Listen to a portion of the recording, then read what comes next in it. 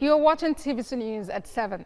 It is now 1 month since governors of the 36 states of the Federation agreed to implement an interstate lockdown as one of the measures to contain the spread of the novel coronavirus in Nigeria.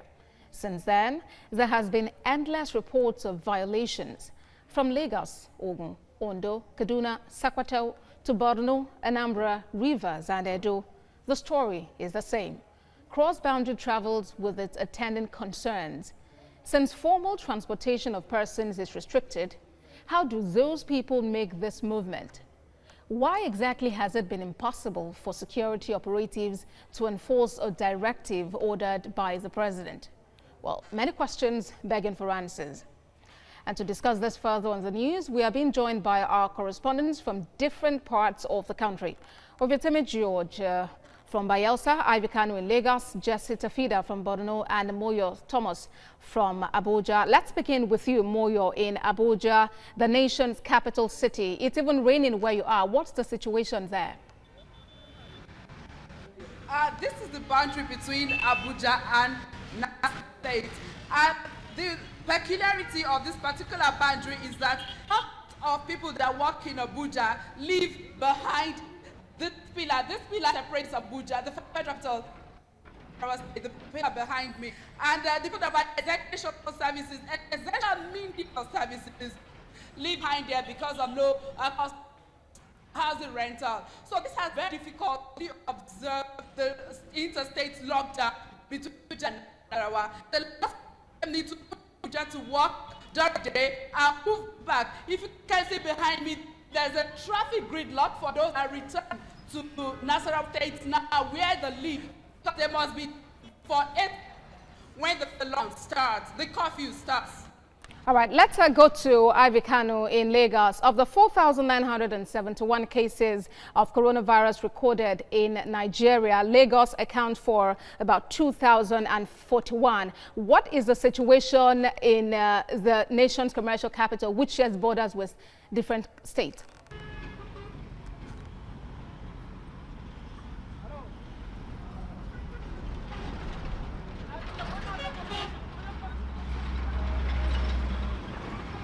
Ivy, if you can hear me, I'm asking about the situation in Lagos, the nation's commercial capital, especially with interstate travels.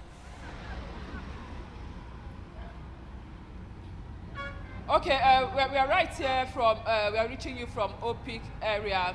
It's the boundary between Lagos and Ogun State. And when we got here, we saw that enforcement is actually very effective. We also noticed that men of the Nigerian Security and Civil Defense Corps joined today enforcement.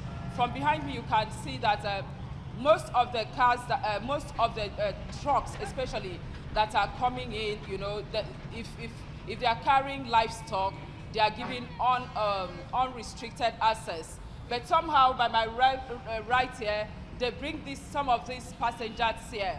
And we made inquiries. We've been told that between last night,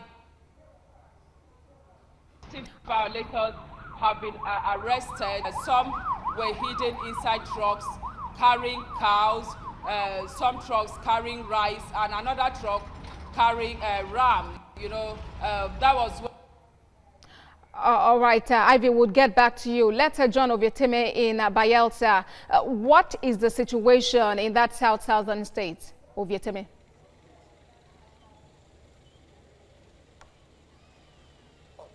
Bayelsa is totally in compliance with the federal government directive of the lockdown. The lockdown is effective in Bayelsa. But right now, where I am standing is Mbiama. Mbiama is the River State border community to Bayelsa. It somewhat sits at the heart of the east-west road. Behind me, you're going to Port Harcourt, that is River State, Akwa Ibom, and then cross River State. But to the front there, you're heading towards Delta State and, of course, Edo State. But just a few kilometers away, you're heading to Bayelsa. Mbiama is at the middle here. You can see that there is a barricade here. Some cars are not actually allowed to come in because of the interstate lockdown. You can't come in from River State to Bayelsa. You can't come in from Bayelsa to River State. That's the situation. However, some vehicles have been allowed to move because somewhat the obtained permit. Non-essentials carrying food and drugs are also allowed to move. So that's the situation right now. But going to Bayelsa, where there is a partial lockdown, there seems to be more activity heading towards Yenagoa, the state capital. But at 8 p.m. to 6 a.m., there is a curfew in full force. So right now, where I'm standing is in Biama, a little activity, but the security are here to enforce the total compliance of the lockdown order instituted by the presidency. All right, Ovietime, interesting to note that Bayelsa is in compliance. Let's see what the situation is in Borno State. That state has been ravaged by insurgency, and in recent times we've been hearing about vehicles entering some of those northern states bearing goods and people. Jesse, what's the situation in Borno? Borno State is also in compliance with the government directive of the interstate lockdown. However, there are those that violate the law. As TVC News crew went to the border between Maiduguri, that links Maiduguri to Damaturu and other parts of the state in Nigeria, we saw that security operatives are there. They mount checkups. Only those on essential services are being allowed to move in and out of the state. And also, there is a vehicle that was arrested conveying 12 people. They come from different parts of the country. Some 7 from Kano and the rest were from Damaturu.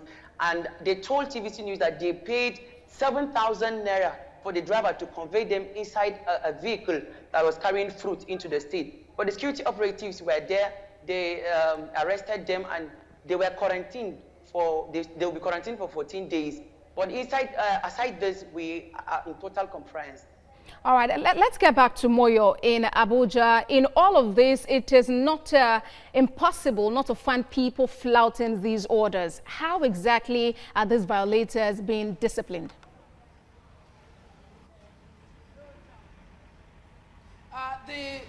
The mobile courts are still filed for violators of, but the interstate law between FCT and Nasarawa has been such. There's been no violators so far because the boundary, there's no alienation in the two boundaries. People live in Maraba with Nasarawa State and work in the FCT. But for those caught after 8 p.m. violating the curfew most especially, they've been made to stay wherever they are till the next morning, which I think is enough punishment for them. And for those that are violating in other ways, the mobile court are still very functional. All right, Ivy, Lagos shares boundaries with Ogun, and the number of people who live in Ogun State who actually work in Lagos, talk about in Ibafomowe and beyond. How has the situation been, especially on Mondays, Wednesdays, and Fridays, when Ogun State allows for movement?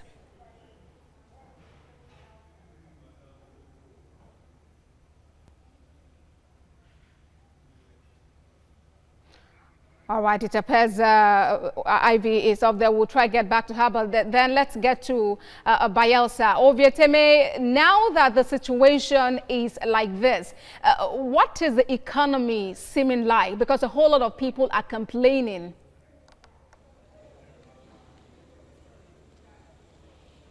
It's the same story all over the country. Access to food. Normal life has been interrupted as a result of the lockdown. Now, this is because of course, the negative influence of a virus from a foreign land. Having access to food is difficult, so this is where palliatives come in very necessary and very important, where the state government is also distributing. Now, those who are on duty, let's say the civil servants, many are at home because of the instruction that there should be a stay-at-home order. Only those who are at that senior level, the senior cadre, who come to work. Some people live on a daily basis by going out to source for income and then coming back. So this is the situation. For those who are in that category, how do they feed? They have to rely on state government. And of course, multinational companies who work within the region should help to support government at this point in time to help those who are in the lower rung of society to survive. So palliatives and distributions are very necessary at this point. All right, let's get to Jesse in Borno. Borno is a very dynamic state. It's battled years of insurgency, and we can imagine what the situation is like now. What is government response to helping the people manage at this critical time? The government of the state are doing a lot. Not only the government, but business conglomerates, individuals are supporting the IDPs with palliative measures. As you know, Borno is home to thousands of IDPs. Now, every single day, a business conglomerate or an individual, the federal, the state government are providing palliative measures to relieve the IDPs from the suffering, especially in this period of the pandemic. And they've been doing quite well, and the IDPs have been taken care of. And we can say that the IDPs are happy. Yesterday, TVC News covers a story that NEMA distributed food items to the IDPs. They were very happy. They were appreciative of the federal, the state, business conglomerate, and individuals. All right, gentlemen, I must sincerely appreciate you for joining us at this time. Ivy Kano in Lagos, Moyo Thomas, Abuja, Jesse Tafida, Borno, and Obitemi George Bayelsa. Do stay safe.